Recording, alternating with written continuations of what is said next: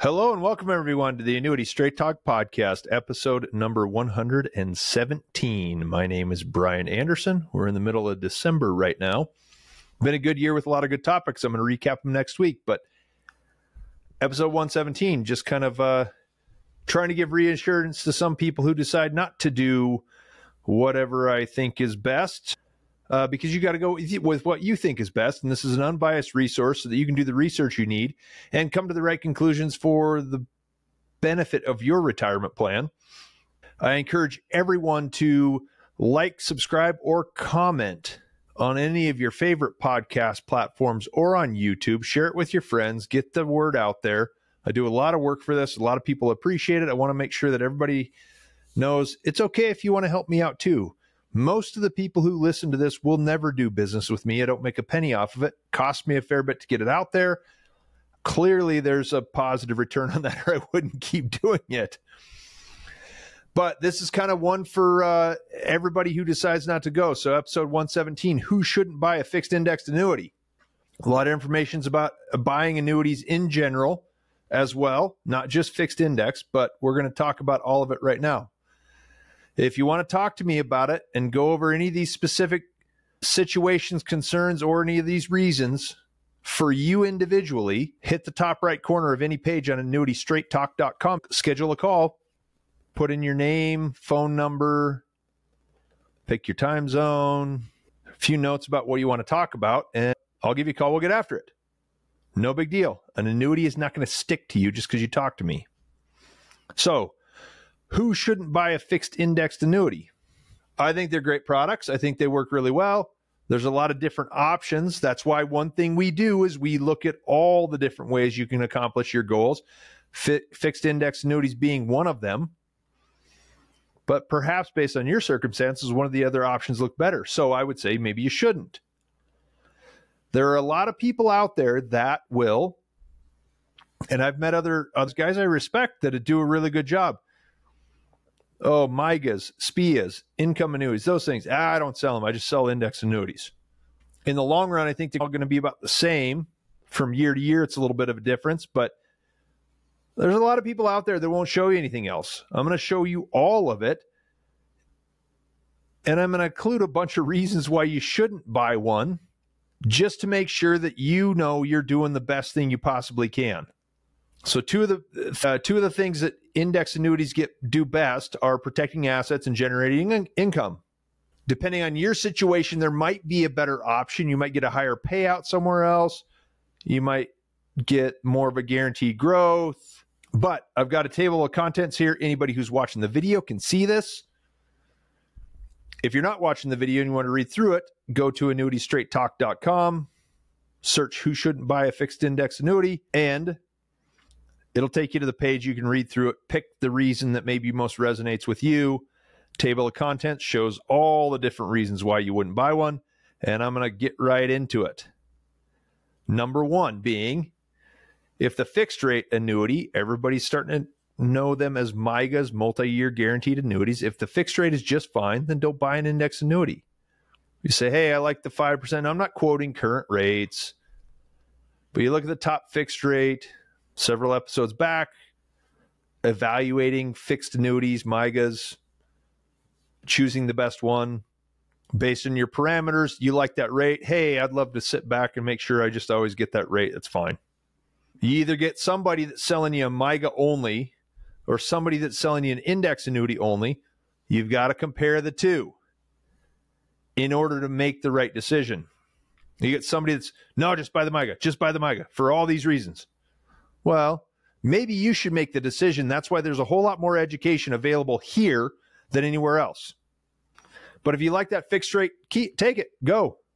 Until you understand the difference between the products, how they meet your needs, and how they give you the potential that you want, then you should probably hold off of buying a fixed index annuity.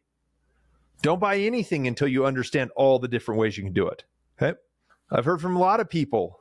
Next example, market volatility does not bother you. A lot of these people say, well, index annuity, oh, great, but the growth is limited. I want everything the market can give me, which means you have to accept the risk. So yield potential in the index annuity, even if you have a protected downside, a lot of that doesn't meet expectations for some people. They're willing to take the risk. So some people will say the downturns in the market, it'll always come back and keep growing. And, it's just a period of time and I'm patient, I'll wait. And we can talk about how protecting the downside, even with the limited upside, is probably better in the long run if you're in really volatile markets. But some people just 0 and 8. I just want the top of the market. I'm willing to take the downside too. I don't care. If this is you and you don't mind market risk, you should not buy a fixed index annuity. Next one, short-term goals don't work with the surrender schedule. Now, protecting your assets from market volatility is valuable for any financial portfolio, no matter what type of goals you have. It leads to enhanced performance over time, right? The guaranteed income, all that stuff. Even if it's a really short-term annuity, like 3 or 4 or 5 years, putting those in place are meant to solve long-term problems. Diversify your portfolio or distribute assets over time, whether it's required minimum distributions, if you want charitable giving, whittling down your estate to pass money to your heirs before you pass away, guaranteed life, all that stuff.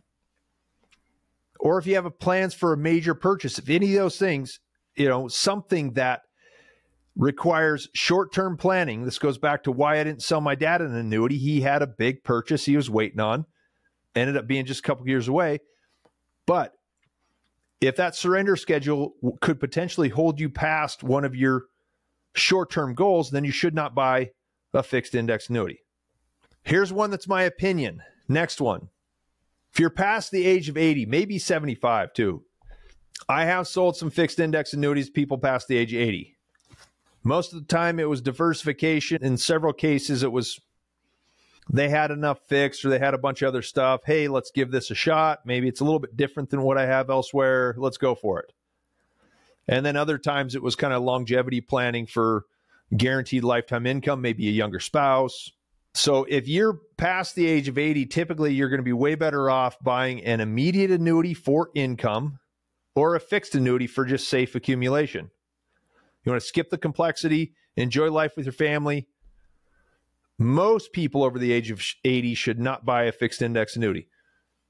You're really sharp, you're really with it, you got plenty of diversification, you want to give it a shot, you can, but I'm just saying, on average, just forget about it. Go with the simple stuff. Next one's good. You don't trust salespeople, me included. Some people just look at it and say, I'm just trying to make a buck. And, well, I like to make money. You should want me to make money. If I'm successful, I'm still here. I'm still giving you guys advice and information.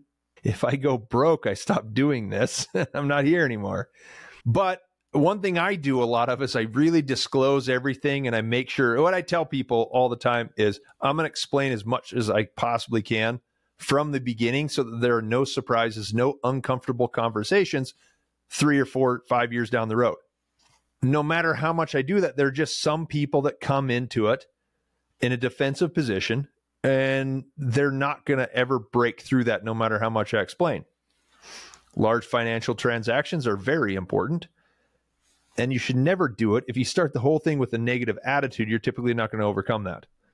I learned a lot over the years, and most of it has to do with dealing with people and how to communicate the information. I've seen this situation lots and lots of times. Never ends well. A lot of times that's what the first phone call is for, is listen, you're never going to get over this. I know you're not because I've seen it dozens and dozens of times. So if you have issues trusting someone who will make money on the transaction, skip it all together. Don't buy a fixed index annuity. Go to a bank and buy a CD. Banks don't make any money off of you, right? That's kind of a sarcastic comment. If you're still waiting for interest rates to rise. Now, things are a whole lot better than they've been in a long, long time as far as saving money and getting really good products for retirement. There's still people that say, well, I think they're going to go higher. Realize that you're taking a risk on that as well. From 1990 until 2022, interest rates steadily dropped. So that's a 32-year period.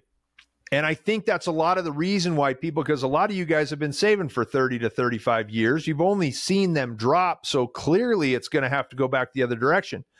They have in the past year and a half or two. They did briefly in 2018.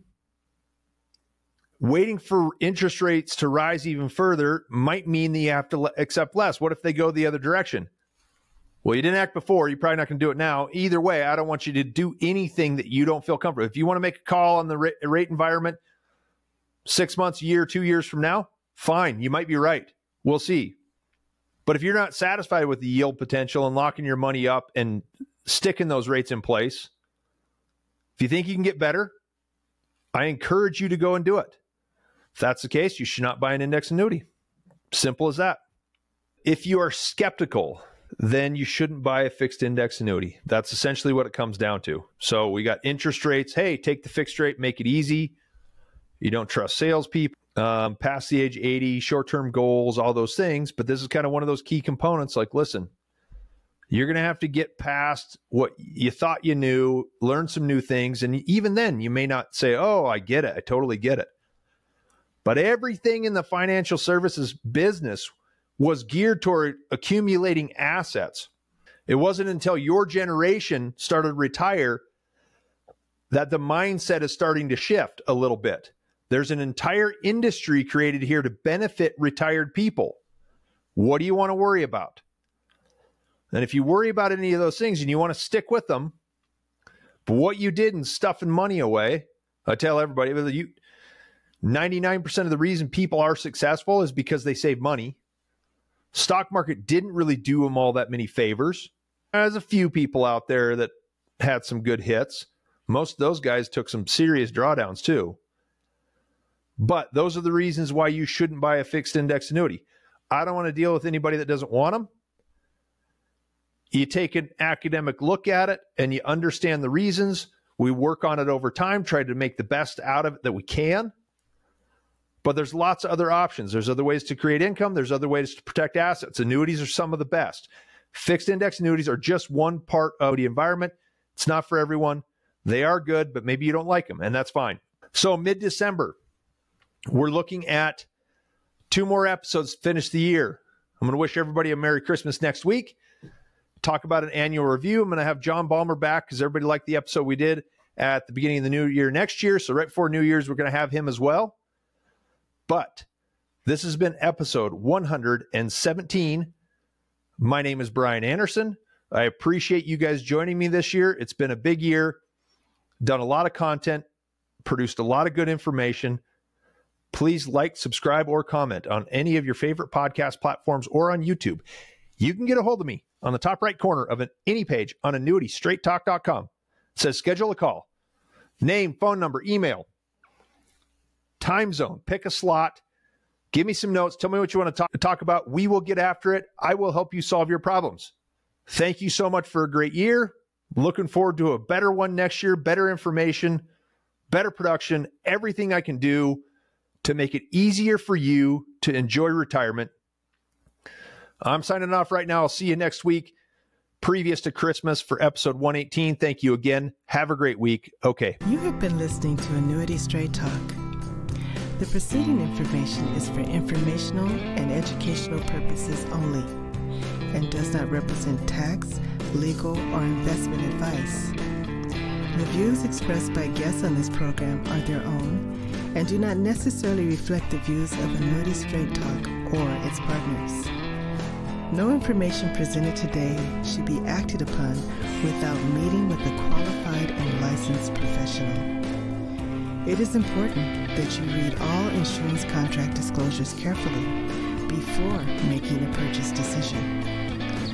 Guarantees are based on the financial strength and claims paying ability of the insurance company.